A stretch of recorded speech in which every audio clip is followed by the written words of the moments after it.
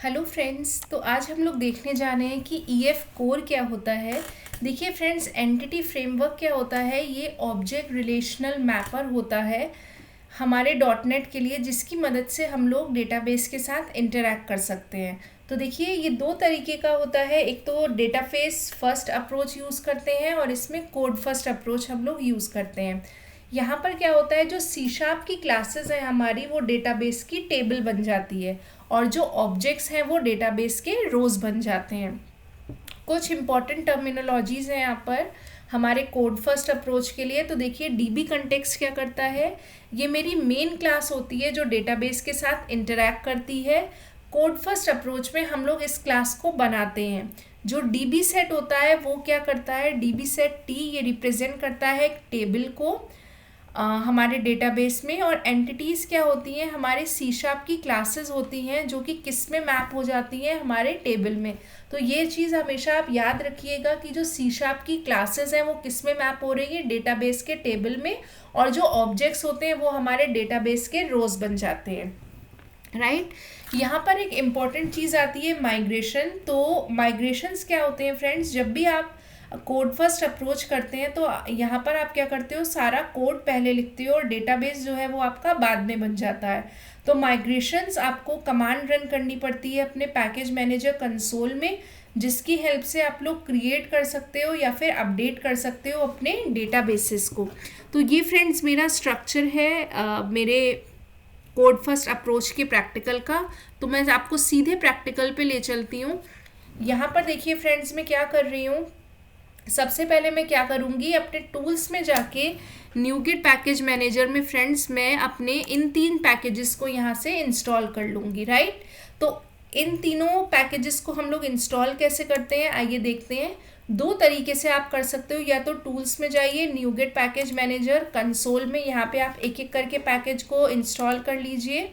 या फिर आप लोग जाइए टूल्स में, न्यूगिट पैकेज मैनेजर में, पैकेज मैनेजर फॉर इस तरीके से सॉल्यूशंस आप खोलिए और यहाँ पे जाके एक एक करके अपने पैकेजेस को इंस्टॉल कर लीजिए। देखिए, मैंने यहाँ पर अभी क्या किया है, पैकेजेस को मैं इंस्टॉल कर चुकी हूँ। ये मेरा स्टूडेंट्स कंट्रोलर है जहाँ पे मेरी सारी रिक्वेस्ट है, मतलब सारे CRUD ऑपरेशंस मैंने यहाँ पर लिखे हुए हैं। नेक्स्ट है फ्रेंड्स हमारा, हम लोग एक मॉडल क्लास बनाएंगे और मॉडल क्लास में देखिए मैंने student.ts मॉडल क्लास ले रखी है और यहाँ पे मैंने इस तरीके से 3 प्रॉपर्टीज़ ले रखी है। यहाँ पर हम लोगों ने प्रीवियस लेक्चर में देखा था कि किस तरीके से हम लोग यहाँ पे मॉडल वैलिडेशंस कर रहे हैं, तो मैंने वही यहाँ पे कर रखा है। अब क्या करूँगी फ्रेंड्स, मुझे क्या करना है, मैंने कोड यहाँ पर लिख दिया। यहाँ पर देखिए मेरी कंटेक्स्ट क्लास है, तो कंटेक्स्ट क्लास ही रिस्पॉन्सिबल होती है हमारी डेटाबेस के साथ कम्युनिकेट करने के लिए।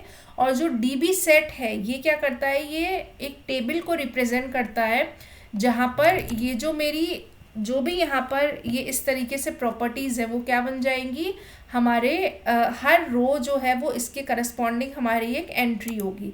तो मतलब डीबी सेट जो होता है फ्रेंड्स, वो मेरा टेबल को रिप्रेजेंट करता है एंटिटीज़ की हमारे डेटाबेस में। और ये वाली जो क्लास होती है इसकी मदद से हम लोग कम्युनिकेशन कर सकते हैं किसके साथ, अपने डेटाबेस के साथ, राइट। नेक्स्ट आते हैं फ्रेंड्स हम लोग अपने program.cs क्लास में। यहाँ पर देखिए हम लोगों को ये हमारी program.cs क्लास इस तरीके से होती है। मुझे यहाँ पर अपनी कनेक्शन स्ट्रिंग बनानी होगी और जो कनेक्शन स्ट्रिंग मैं स्पेसिफाई करूँगी अपने app.settings में। तो देखिए ये कनेक्शन स्ट्रिंग की यहाँ पर जो हो गई की हो गई। ऐप सेटिंग्स में देखिए यहाँ पर मैंने पूरा फ्रेंड्स यहाँ पे पाथ दे रखा है। इसके पहले क्या आता है, हमारे डेटाबेस सर्वर का नाम, तो आप सर्वर का नाम दे दीजिएगा। ये मेरा डेटाबेस का नाम है जो मैं क्रिएट करना चाहती हूँ अपने मतलब अपने SSMS में मैं इस नाम का डेटाबेस क्रिएट करना चाहती हूँ, राइट। अब मैं क्या करूँगी फ्रेंड्स, माइग्रेशन रन करूँगी जिसकी मदद से मेरा डेटाबेस क्रिएट होगा और अगर मैं कोई डेटा वहाँ पे अपडेट करूँगी तो वो वहाँ पर अपडेट हो जाएगा। तो यहाँ पर आएंगे हम लोग, फिर यहाँ पे पैकेज मैनेजर कंसोल खोलेंगे और यहाँ पर आके फ्रेंड्स हम लोग ये दोनों कमांड्स जो हैं, ऐड माइग्रेशन इनिशियल क्रिएट, जैसे ही आप ये कमांड यहाँ पर टाइप करते हो आपको 2 फोल्डर्स यहाँ पे क्रिएट हो जाते हैं, इनिशियल क्रिएट का और मॉडल स्नैपशॉट का। तो यहाँ पर अगर मैं आपको दिखाऊं फ्रेंड्स, तो यहाँ पर देखिए यहाँ पर मेरे 2 फोल्डर्स ऑलरेडी क्रिएट हो गए। ये पहले से नहीं होते हैं फ्रेंड्स, यहाँ पे ये हमारे बाद में क्रिएट होते हैं, राइट। और ये अपडेट डेटाबेस आप जैसे ही करोगे तो आपकी जो टेबल है और उसमें 3 रिकॉर्ड्स जो है वो 3 रिकॉर्ड्स कह रही हूँ, 3 फील्ड्स हमारी आ जाती हैं जो हमारी यहाँ पर होंगी। तो यहाँ पर देखिए 3 फील्ड्स कौन सी आएंगी फ्रेंड्स हमारी, ये वाली। इस तरीके से हमारे 3 जो है ये इस तरीके से जो कॉलम्स हैं वो हमारे कॉलम्स बन जाते हैं, राइट। सॉरी, जो फील्ड्स हैं वो मेरी क्या बन जाती हैं, वो मेरी कॉलम्स बन जाती हैं। अब कुछ चीज़ें मैं आपको समझाना चाहती हूँ। देखिए यहाँ पर मैंने क्या किया है, ये मेरी नॉर्मल गेट रिक्वेस्ट है जिसकी मदद से मैं जो भी डेटा मेरा है डेटाबेस में उसको गेट करूँगी। यहाँ पर फ्रेंड्स मैंने देखिए DTOs बना रखे हैं। तो DTOs ये हम लोग एक दूसरे क्वेश्चन में डील करेंगे। फिलहाल अब आप बस इतना समझिए कि DTOs क्या होते हैं, हमारी सिक्योरिटी के लिए यूज़ होते हैं, जिससे कि हमें अपना सारा मॉडल का डाटा एक्सपोज ना करना पड़े अपने स्वैगर में।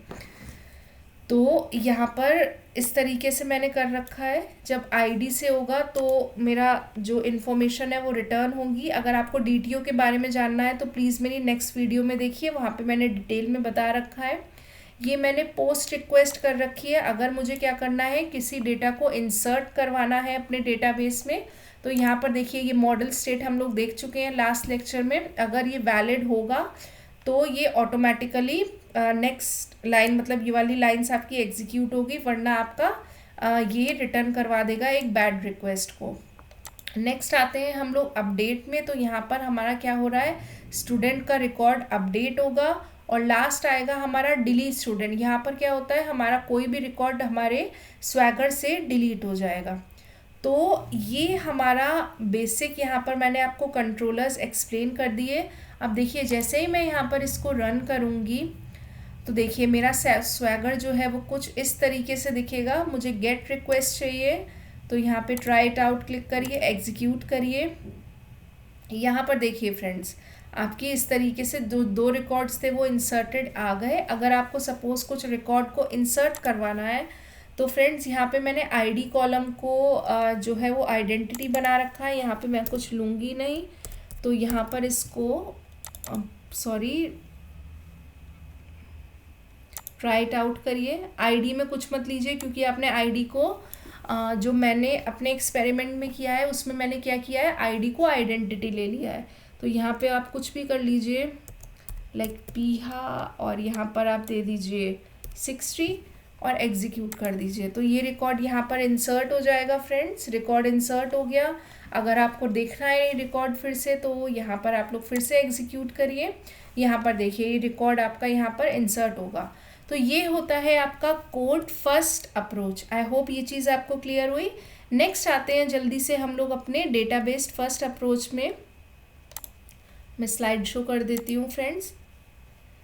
तो देखिए फ्रेंड्स डेटाबेस फर्स्ट अप्रोच नाम से ही पता चल रहा है हम डेटाबेस को पहले क्रिएट करेंगे, ठीक है, और कोड इसमें बाद में होता है।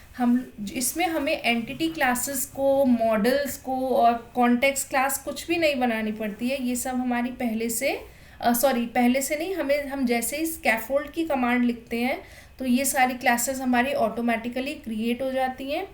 तो यहीं पर देखिए मैंने बता रखा है हमें मैनुअली क्लासेस लिखने की ज़रूरत नहीं होगी। ये हमारी डेटाबेस से स्कैफोल्ड हो जाती है। मतलब आपको सिर्फ अपना डेटाबेस क्रिएट करना है, उसका टेबल क्रिएट करना है और वहाँ पे कुछ डेटा को डाल देना है, जिससे कि आप जब गेट रिक्वेस्ट करें तो आपका डेटा जो है वो आपके डेटाबेस से फैच हो सके। पिछले अप्रोच की तरह यहाँ पे भी आपको क्या करना होगा, 3 पैकेजेस को इंस्टॉल करना होगा। उसके बाद आपको स्कैफोल्डिंग करनी होगी फ्रेंड्स। स्कैफोल्डिंग के लिए ये कमांड हमें यूज़ करनी पड़ती है अपने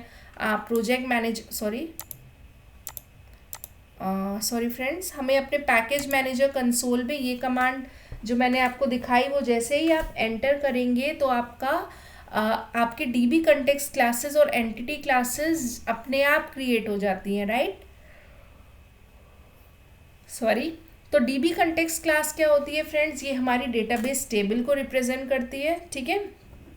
और एंटिटी क्लासेस जो होती है जैसे कि हमारी मॉडल क्लास हो गई, उसमें जो भी कॉलम्स होते हैं ना हमारे, वो क्या बन जाते हैं, वो हमारे इंडिविजुअल प्रॉपर्टीज़ बन जाते हैं। तो फटाफट इसको देख लेते हैं हम लोग, कोड फर्स्ट अप्रोच को, सॉरी डेटाबेस फर्स्ट अप्रोच को। यहाँ पर देखिए फ्रेंड्स, मैंने कुछ नहीं किया, यहाँ पर मैंने क्या किया, 3 पैकेजेस को इंस्टॉल किया। उसके बाद में क्या करूँगी, अपनी स्कैफोल्ड की जो कमांड मैंने आपको दिखाई थी उसको एग्जीक्यूट करूँगी। जैसे ही फ्रेंड्स मैं उसको एग्जीक्यूट करूँगी, देखिए ये जो 2 क्लासेस हैं ये पहले मॉडल्स में नहीं थी। ये कब होंगी, जब हम लोग स्कैफोल्ड की कमांड रन करेंगे। तो देखिए आपकी DB कंटेक्स्ट क्लास आ जाएगी और student.cs क्लास आ जाएगी। ये तीनों जो थे फ्रेंड्स, ये मेरे 3 कॉलम्स थे मेरे स्टूडेंट डेटाबेस में, जो मैंने अपना SSMS में पहले से बनाया हुआ है। तो आपको क्लियर हुआ ना कि जो भी आपकी क्लासेस हैं वो क्या बन जा रही हैं आपकी, वो जिस तरीके से हमने EF कोर में देखा था कि जो DB कॉन्टेक्स्ट क्लास है वो रिस्पॉन्सिबल होगी हमारी डेटाबेस कम्युनिकेशन के लिए, और जो भी ये हमारी क्लासेस की जो प्रॉपर्टीज़ आप लोग देख रहे हो, ये कॉलम के नाम बन जा रहे थे EF कोर फर्स्ट में। ठीक है, डेटाबेस फर्स्ट में क्या होता है फ्रेंड्स, जो भी आपके कॉलम्स है वो क्या हो जाएंगे, आपकी प्रॉपर्टीज़ बन जाएंगे, राइट। तो ये इस तरीके से होता है हमारे डेटाबेस फर्स्ट अप्रोच में। यहाँ पर देखिए कंट्रोलर्स में फ़िलहाल के लिए मैंने आपको केवल 2 ऑपरेशंस दिखाए हैं, जिसमें मैं रिटर्न कर रही हूँ अपने स्टूडेंट का डेटा, और मैं एक पोस्ट मेथड मतलब कुछ इंसर्ट करवाना हो डेटाबेस में तो उसको करवा रही हूँ। तो फ्रेंड्स ये होता है हमारा डेटाबेस फर्स्ट अप्रोच, जिसमें डेटाबेस पहले बनता है और जो कंट्रोलिंग होती है वो कौन करता है, वो कंट्रोलर जो होता है वो हमारा डेटाबेस होता है। जो हमारी क्लासेस होती हैं वो हमें लिखनी नहीं पड़ती, तो ये ध्यान रखिएगा, हमें क्लासेस नहीं लिखनी पड़ती हैं, ये डायरेक्टली क्रिएट हो जाती है जब हम उस स्कैफोल्ड करते हैं डेटाबेस से, राइट। ये हमारी स्कैफोल्डिंग की कमांड है। यहाँ पर मैंने कंपैरिजन टेबल आपको बना रखा है, जिसमें मैं बता रही हूँ कि डेटाबेस फर्स्ट अप्रोच और कोड फर्स्ट में क्या होता है। तो जैसे कि हम लोग देख चुके थे, डेटाबेस फर्स्ट हमारा एग्जिस्टिंग डेटाबेस होता है और कोड फर्स्ट में हमारी C# की क्लासेस होती हैं। नेक्स्ट आते हैं हमारे डेटाबेस का कंट्रोल। तो डेटाबेस फर्स्ट में जो डेटाबेस होता है वही हमारा मॉडल डिफाइन करता है, और कोड फर्स्ट में जो मॉडल क्लासेस थी वो हमारी जो डेटाबेस की टेबल के कॉलम है वो डिसाइड करती हैं। डेटाबेस फर्स्ट अप्रोच हमारा लेगेसी सिस्टम्स के लिए अच्छा होता है, जिसमें एग्जिस्टिंग डेटाबेसेस होते हैं, लेकिन जब भी हमें कोई नया प्रोजेक्ट बनाना हो तो I think code first approach हमारा अच्छा रहता है। स्कीमा चेंजेस के लिए इसमें हमें बार बार स्कैफोल्डिंग करनी पड़ती है डेटाबेस फर्स्ट अप्रोच में, और जो कोड फर्स्ट है उसमें जैसे ही हम लोग माइग्रेशन करते हैं वैसे ही हमारे सारे ऑपरेशंस ऑटोमेटिकली हैंडल हो जाते हैं। तो ये था फ्रेंड्स आपका एक जनरल कोड फर्स्ट और डेटाबेस फर्स्ट का एक पूरा छोटा सा एक्सप्लेनेशन। आई होप आपको ये एक्सप्लेनेशन समझ आया हो। अगर आपको कोई भी डाउट हो तो प्लीज़ कमेंट सेक्शन में स्पेसिफाई करिए। Thanks for watching.